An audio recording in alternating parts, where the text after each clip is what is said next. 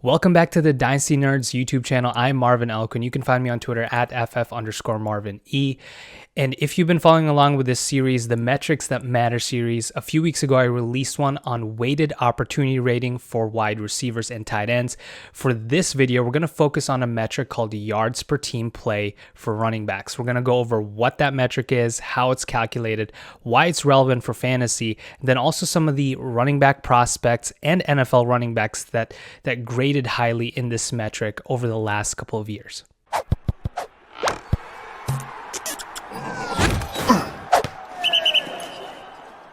All right, so to start things off, let's go over this metric and what it is and how it's even calculated. Well, yards per team play is similar to another metric that we use for wide receivers and tight ends called yards per team pass attempt. You may have heard of that, but this metric that I'm going to focus on here is a running back variation of that metric. Because running backs are involved as a rusher and both as a receiver, at least the good ones are involved as a receiver as well for their teams. We take a look at total yards and then run that against total team plays to get a number that essentially signifies how involved a running back is for their team. So the formula is very simple. It's receiving plus rushing yards divided by total team plays. And you can look at this on a per game basis or in total. Personally, in my process, I look at it on a per game basis to evaluate some of the running back prospects entering the league, but also some of the veteran running backs that we evaluate year over year. All right, so why does this metric matter? Well, it provides context to a running back's production relative to their team's offense by highlighting some of those running backs that are true leaders on their respective teams.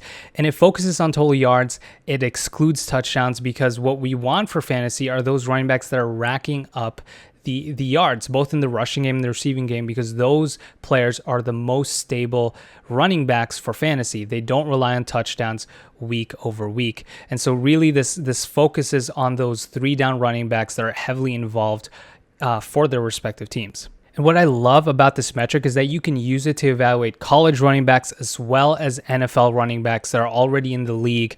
And it's actually one of the metrics that I use heavily in my running back prospect model. And what I do with that is I'm essentially trying to project a prospect's projected years 1 to 3 PPR points per game. So how productive will they be for fantasy when they enter the league?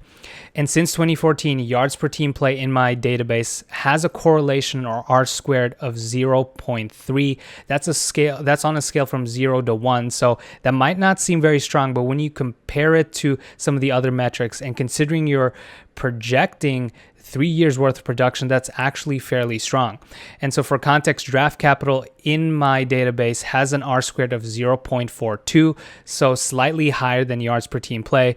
Total yards market share, which is another strong metric, or one that I like to use or as a reference point, is at 0.19. So in short, what does this tell us? Yards per team play is better at projecting NFL production than yards market share, but slightly below draft capital, which is one of the strongest indicators for fantasy production, especially for running backs entering the league. Now, regardless, it's one of the better metrics at projecting early career production, but it's not perfect by any means, and we'll kind of focus on that here in a little bit. So that's why you shouldn't just use it as a singular metric. You should combine it with other volume metrics, efficiency metrics, and draft capital, most importantly draft capital, to kind of highlight some of those best prospects entering the NFL. As for NFL production, so when we're looking at the NFL season, the 2020 season, 2019 season, it's also a great metric that correlates very well to PPR production. For same year production, the correlation over the last 4 seasons, so since 2017, is at 0.93 out of 1. Super strong correlation there because intuitively, like we already talked about, the running backs that rank highly in this metric, they're involved heavily for their teams. They're involved as a rusher and receiver, and those guys rack up a ton of fantasy production for your dynasty teams. And if we filter out all the running backs that had less than 10 touches per game, the correlation is still high at 0.82. So that's a very good indicator that this is a great metric to evaluate some of these players. And now if you're trying to project future year production. So let's say we're looking at the production for the 2020 running backs, trying to project that 2021. Just using this metric alone, it actually has an R-squared of 0.53. So it does a decent job at projecting future production as well for NFL running backs. Because if you look at it, players that produce and are leaders on their teams, especially if they're efficient and they're productive with their workload, they generally continue to do so the following year. So that's why I love to use this metric both for college running backs, for NFL running backs. Like I said, it's not perfect by any means, but it's definitely one piece of the puzzle, one metric that you can use to help evaluate some of these running backs that are entering the league and that are already veterans in the NFL. All right, so we've talked enough about the details of this metric. Let's actually dive into some of the running backs that ranked highly in average yards per team play. And if we take a look at my database here, this goes back to 2014. Let's run through the top 12 running backs that ranked highly in this metric. And the running back that actually leads my database in yards per team play is Jonathan Taylor out of Wisconsin, who averaged 2.29 yards per team play in his time there. And about a year ago, we were talking about CEH versus JT, who would be the better running back. But when you look at Taylor's college market share numbers, he to me was the unquestioned 101 in that draft class. And we see that here in yards per team play, ranking well ahead of Christian McCaffrey, Leonard Fournette, Saquon Barkley. This was really a strong indicator of what he could be in the NFL. And that's exactly what we saw in his rookie year in 2020 when he really dominated towards the end of the season. Now, if we go down this list here, you have Christian McCaffrey in his time at Stanford with 2.12 yards per team play. And then the third player on this list might surprise you. It's actually Aaron Jones, who averaged 2.11 yards per team play in his college career. And he actually had impressive market share numbers in his final 2 years in college. In his junior year, I know he only played 2 games, but he averaged 74% of the rushing yards market share when he was healthy. In his final year, had 2,000 plus scrimmage yards. So really, production was not an issue with Jones. It was the draft capital that hurt his fantasy value entering the NFL. Now, regardless, we saw him take over. He eventually became one of the best running backs that we have in fantasy. Now entering the 2021 season, he still remains one of the best. But this metric right here kind of shows us what he could have been regardless of draft capital. Now, of course, if you grabbed him in the later rounds, he was an absolute steal in dynasty drafts. And this metric alone just shows us what he did in college was truly impressive, ranking among some of the best college running backs we've seen enter the NFL. Now, if we go down this list even further, you have LSU running back Leonard Fournette ranking at 4th. You have Dalvin Cook in his time at Florida State with 2.07 yards per team play, ranking 5th. Then here are a couple surprising names that I did not expect to show up this highly on my list. But you have Devontae Booker in his time at Utah with 2.06 yards per team play, ranking 6th here in my database. Then you have Saquon Barkley at 7th. No surprise there considering how involved he was at Penn State. You have Kareem Hunt there at 8th. Todd Gurley at 9th in his time at Georgia with 1.89 yards per team play. Then these are a couple surprising names here coming up. You have Brian Hill with 1.85 yards per team play in his time at Wyoming. Kenneth Gainwell, who was extremely involved when he was on the field at his time in Memphis with 1.83 yards per team play. Now, we didn't see much of Kenneth Gainwell in his collegiate career because he opted out of his 2020 season. We know that draft capital wasn't there for him, but considering how involved he was at Memphis, he's someone who I'm trying to snag in the later rounds of my Dynasty rookie drafts, considering how well he ranked in this metric.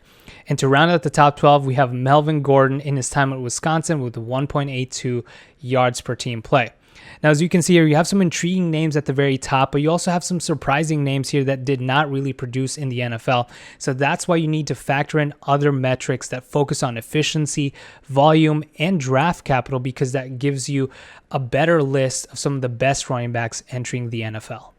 Now let's shift our focus to the NFL and take a look at some of the highly ranked running backs in yards per team play from the 2020 season.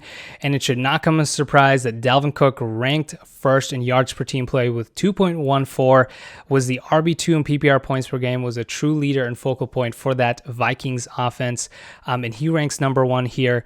You have Derrick Henry at 2nd with 2.08 yards per team play. Christian McCaffrey at 1.99 yards per team play was was third in this metric. Didn't play a lot of games last year, but when he was on the field was extremely productive for Dynasty managers. Hopefully he can stay healthy here in this upcoming year.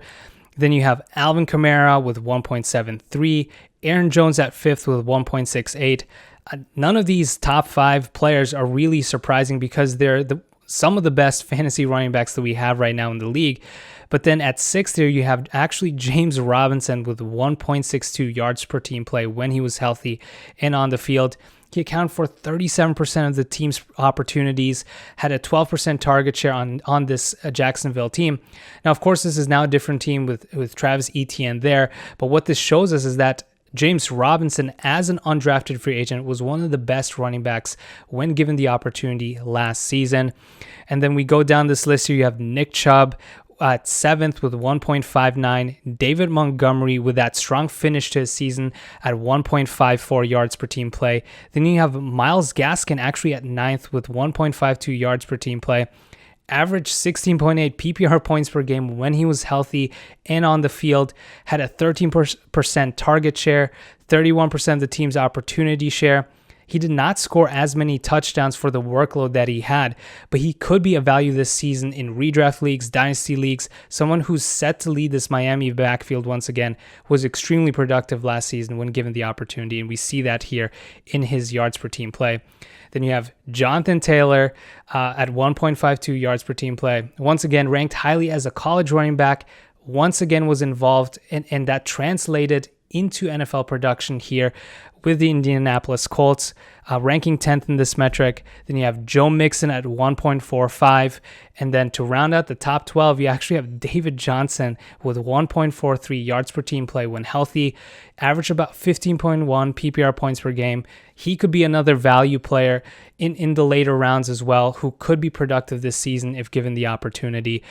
So those are the top 12 here. Some intriguing names. Once again, like I mentioned, in the NFL has a strong correlation to PPR production and can be a good indicator for future production as well. All right, hopefully you guys enjoyed this video on one of my favorite running back metrics in yards per team play. Once again, it's a great metric and reference point to evaluate some of these college and NFL running backs, but be sure, especially when you're evaluating college running backs, to use this metric along with some of the other efficiency, volume, and draft capital numbers and metrics, because that gives you a holistic evaluation for these incoming running backs. But if you like this video, be sure to share, like, and subscribe to the channel. And if there are any other metrics you guys are interested in learning about, let me know in the comment section below. But until then, stay tuned for more content coming up on this channel as we gear up for the upcoming NFL season.